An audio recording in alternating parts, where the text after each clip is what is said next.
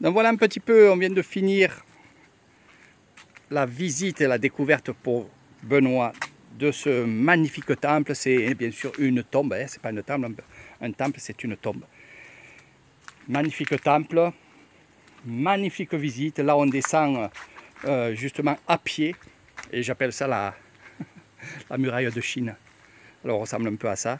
J'aime bien passer par là parce que là aujourd'hui il fait frais. Hein, la végétation évidemment elle est très très verte. Bien sûr quand il fait chaud, là c'est assez chaud. Mais là petit vent, on peut voir aussi pas que les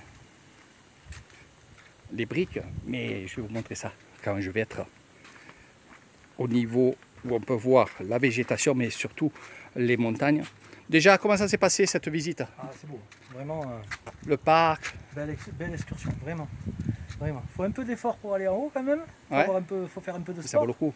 Mais vraiment, quand on arrive au bout, on a une belle récompense. On n'en dit pas plus, bien sûr. Ah ben non, Mais ouais, c'est à faire. C'est vraiment. Et puis c'est grand. Hein. Je suis impressionné par. C'est très grand, très grand, très grand. On dirait un palais. C'est un palais. 101 mètres de haut, hein, ouais. sur 101 mètres de large. C'est un palais. On a l'impression que c'est un palais de roi. On est vrai. presque dans les milieux. On me l'a dit ça déjà. Ouais. Et la vue qu'on a ici là. Ouais, c'est pas mal. Donc en bas, les lacs que tu vois, Benoît, là par contre c'est le lac de l'ancien temple. Le temple est en bas et ils ont fabriqué celui-là derrière nous. En fait, ils ont fabriqué le tombeau du grand moine qui était en bas sur la colline. Donc c'est un lieu de pèlerinage, mais c'est un lieu qui est vraiment connu de toute la Thaïlande. Et regardez, moi ce que je vais faire un jour, je vais prendre ma voiture. Et je le dis toujours, et j'attends mon amie Hélène qui va venir avec son mari, parce qu'on a dit qu'on le ferait ensemble. Bon, s'il y en a qui veulent le faire avec moi, ça sera avec plaisir. C'est de partir dans la montagne, où vous voyez là-bas, et là on a plein de petits villages dans la montagne. Faut faire attention, parce que de l'autre côté, là-bas, c'est le Laos. Et oui, mais faire la montagne là, c'est magnifique. J'en rêve. Depuis 14 ans, je dis je vais le faire, et j'ai jamais le temps.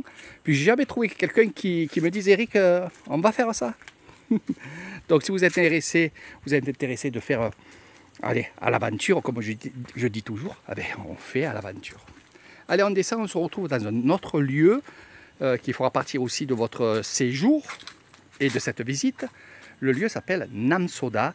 C'est une grotte, je ne vous en dis pas plus, je vous ferai des photos. Et je vous balancerai les vidéos, évidemment. Comme ça, déjà, ça vous donne un avant-goût, mais surtout, ça vous donne envie de venir découvrir l'Isan. Il y a beaucoup de choses à voir en Isan. Puis, vous verrez, il y a des endroits cachés, des endroits, comme il me dit Benoît, il me dit, vous cachez tout, vous, en Isan. Vous ne voulez pas de touristes.